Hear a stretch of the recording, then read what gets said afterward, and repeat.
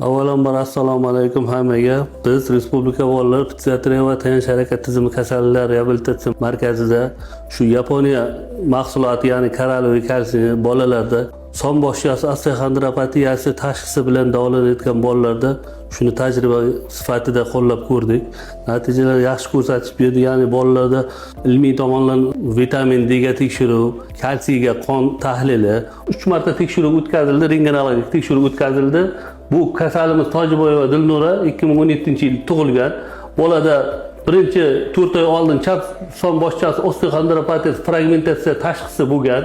Kelgandan keyin unga bizlar koralloviy kalsiy berganmiz. Bu ikkinchi rentgen tekshiruv 5-dekabrda qilingan. Bunda o'sha fragment bosqichidan fragmentni tiklash bosqichiga o'tgan, kistalari so'rilib boshlagan. Uchinchisi bu mana 19-mart kuni 2020-yil rentgen tekshiruvida bu yerda son suyak boshqasi noto'liq tiklanish bosqichiga o'tgan. Mana o'sha noto'liq tiklanish bosqichiga o'tgan kistalar deyarli so'rilib borgan. Mana bu yerda juda destruktiv o'chog'i katta kista bor, bu yerda kista kichkinalashgan. Ikkinchi bemorimiz Ismoilov Javohir. Bu yerda bunday 4 oy davomida biz 3 marta rentgen tekshiruv o'tkazdik. 26-sentyabrda bu yerda son suyak boshlanayotgan fragmentlar iborat bugun. Ikkinchi rentgenimizda biz 21-noyabr 2024-yilda 2 oydan keyin rentgen qilganmiz. Bu yerda o'zi tiklanish prosesslari kuchayganligini ko'rib turibmiz. Uchinchi rentgenimiz biz 15-mart 2025-yilda qilganimizda bu yerda o'zi tiklanish prosesslari ketyapti. Deyarli to'liq tiklanish proseslari. Keyingi bemorimiz Qambariddin Behruz 2017-yilda tug'ilgan. Bizda 3 marta bunday 3 marta rentgen tekshiruv o'tkazildi 4 oy davomida.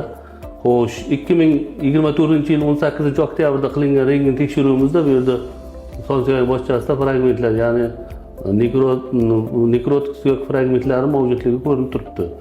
Ikkinchisi 13-dekabr 2024-yilda qilingan rentgen tekshiruvimizda nekrotik fragmentlar so'rilib, ya'ni birlamchi tiklanish bosqichiga o'tgan. Ya'ni 25-yil 3-aprel kuni rentgen tekshiruv o'tkazganimizda bu yerda o'zi son suyak boshqasida tiklanish prosesslari ketayotgan. Biz hozir mana rentgen natijalari bilan tanishtirdik. Mana o'zlaring guvoh bo'ldilar rentgen tekshiruvlaridagi natijalarni biz yana bir marta ko'rsatib o'tdik. Mana shu koralloviy kalsiyning umumiy ko'rinish holati, shu doridan biz 3 ta asosan preparat hisob-kitob qilib, ya'ni kalsiy, vitamin D, yod preparatini uchalasini korreksiya qilib, shu dorini bolalarda tadbiq qilib bolalarga berdik va 4 oy davomida mana o'zlaring yuqorida ko'rdilar, rentgen natijalarida o'zaro umumiy yaxshi ko'rsatkichlar berilganligini guvoh bo'ldilar.